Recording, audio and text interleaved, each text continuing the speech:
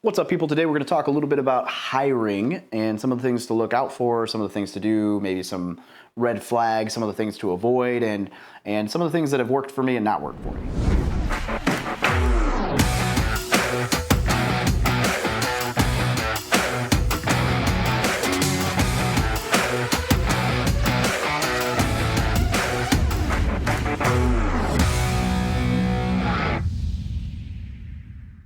Now, there's a lot of different ways I can go with this, so we're gonna wing it, have some fun. So the first thing I would say is read the book, Who, which is all about hiring, and then read the book, Who Not How, which is all about why you should hire, right? So, oh, I wanna do more of this, but it's not really my gift. Great, hire it out to someone or outsource it or find someone to do it, and then you don't have to worry about it.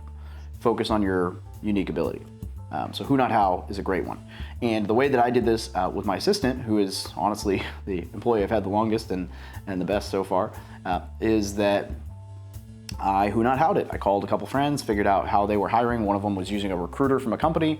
He introduced me. I paid the guy. It wasn't necessarily cheap, but I paid the guy. And he ran through 100, 200 applications, vetted a whole bunch of people, did a whole bunch of stuff, did a bunch of personality tests, blah, blah, blah, blah.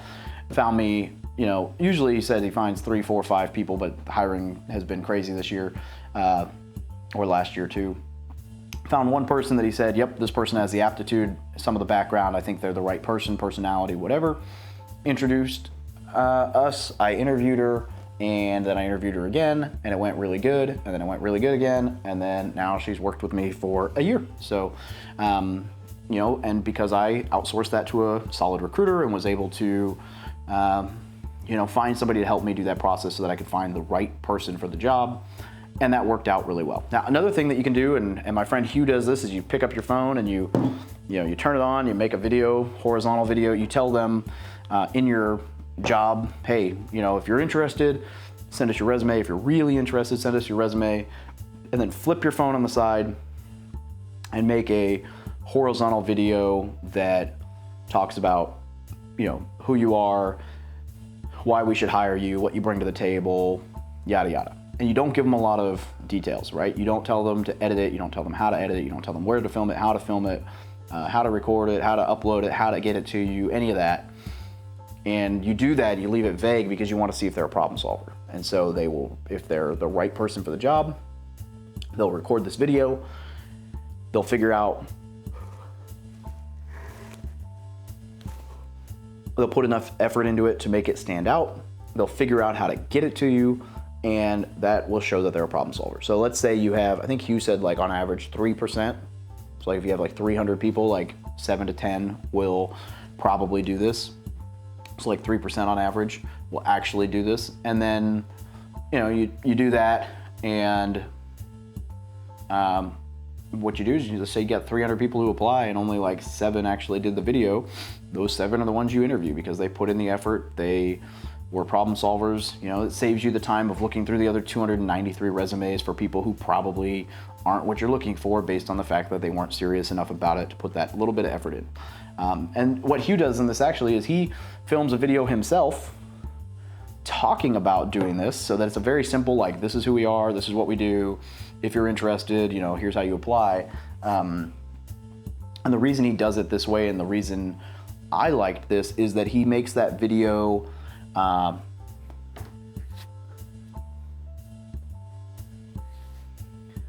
the video is formatted in a way that it showcases your culture. So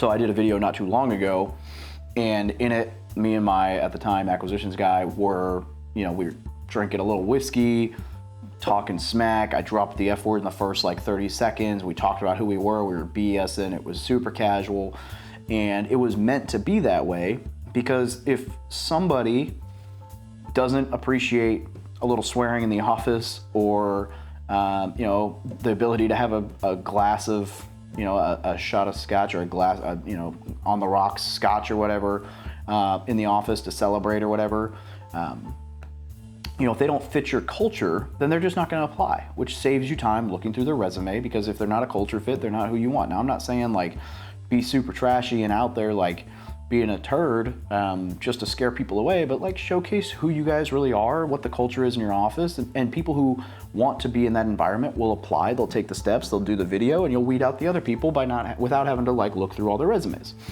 So there's a couple different ways. Now, here's some red flags. Let's see. Oh, where'd that go? Yeah, there we go. Let's see. So one of them is job hopping. So for those of you who've seen the video of how everything went south with my acquisitions guy, you know, one of the red flags that I should have noticed was that he has a history of job hopping. Like every 1, 2, 3 years, hop, hop, hop, change this, change that, change this, change that. In fact, one of my good friends who's done a lot more hiring than I have, that was his one concern when I went to bring this guy on was, oh, you know, he's kind of bounced around a lot. And I was like, well, you know, I think that's, you know, give him the benefit of the doubt. Maybe that's because he was trying to find his thing and this is that thing. Well, it bit me in the ass. So yeah, job hopping, definite red flag. I have some friends who, you know, they have like a criteria for number of jobs and number of years. And if you don't fit that, then no matter what, you're out, sorry. So I think that's a good metric. No references, definitely don't want to be the one taking that risk. And other than no references, just as bad is fake references, right? If they give you references that aren't what you know, they don't answer, they don't want to give you feedback, or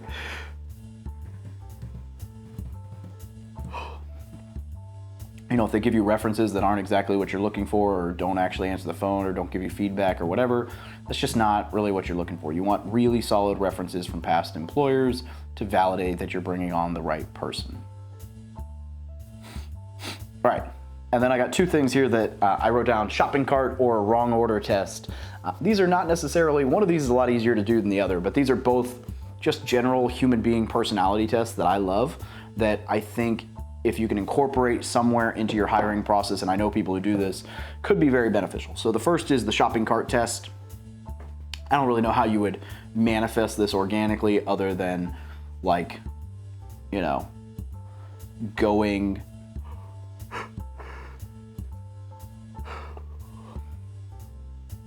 other than actually like going to the grocery store, doing some shopping, and then letting them push the cart out.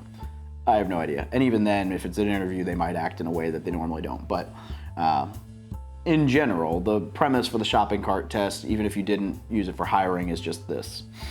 There's no incentive for putting the cart back in the cart stay, right? And there's no punishment for leaving the cart just aimlessly abounding out in the parking lot. I mean, unless you hit a car with it or whatever, right? So if a person is the type of person who always puts the cart back where it goes, they're probably just a good person. There's no incentive for it. It's just the right thing to do, and they're doing it because they're doing their part to make society as a whole better. If they don't, they're probably not the person you want working with you, because if they're not going to do that little thing when no one's paying attention, like what else are they not going to do, right? So that's the shopping cart test, and I love it. You know, I don't know how you could manifest that in interview roles, but definitely a cool little psychological test that doesn't take a whole lot of putting together. The other one, and this one's more applicable and much easier to do, but you know, it could be seen, I think, as a little harsh or a little, you know, unfair perhaps, but I think it's a good test, and had I known about this before, I probably would have done this. And that is, you arrive to the interview if you're doing it at a place with food, and if you want to do this test, you got to do it somewhere where they serve food. You arrive to the interview, you know, they're going to eat, whatever. You get there like 15, 20 minutes early, or if you can just catch the server when they're not around, whatever. But you talk to the server when they're not around and say, hey, no matter what, I need you to mess up this order. It doesn't have to be crazy. It doesn't have to be bad, but just mess something up. Like if they, you know, oh, no pickles. Forget to take the pickles off, right? Make them another one. I don't care. I'll pay for it. I'll tip you. It is what it is, right? Or, you know, forget the French fries, or I don't know, something. Obviously, if it's like, hey, I have a peanut allergy, don't give them fucking peanuts. But mess up the order somehow. Nothing crazy. Oh, your camera just. So the whole premise here is that you want to see how the person reacts. So you have the waiter or waitress bring out the food, something on the order is a little bit messed up, and you're looking to see how the potential hire is going to address the issue, right? And not like, if they don't address it, well, they're not enough intestinal fortitude, fuck them, we're not hiring them. You want to see if they're going to lose their cool, right? Like something that little sets somebody off and they're just a raging B word, then you don't want to hire that person, right? If they're rude and aggressive, you don't want to hire that person. You are looking for somebody who fits your culture. Culture is the most important part of hiring. Talk to anyone, that's the most important part.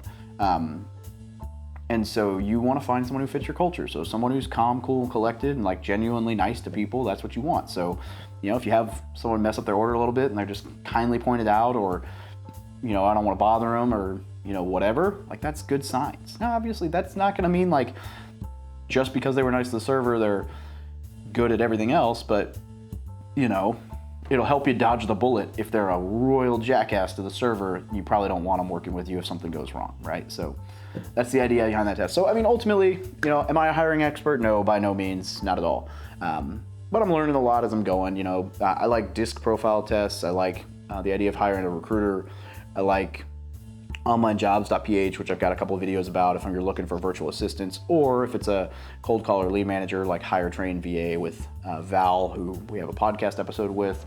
And I like referrals, and I like references, and I like, oh, and one other thing I guess in all this is hire somebody who wants to work with you, not be you. So if you're in the real estate space and you're wholesaling and whatever, and you hire somebody who wants to be you, they're going to take everything they can knowledge-wise from you, and then they're going to bounce. So you want to hire somebody who wants to work with you and build an empire together, but doesn't necessarily care to cut you out of the picture to try to do it themselves. So, I don't know. There's a lot of different things out there about hiring. Hope this kind of helped point you in the right direction. And make sure you like, subscribe, and as always, comment down below what you'd like to see more of, and have a great fucking day.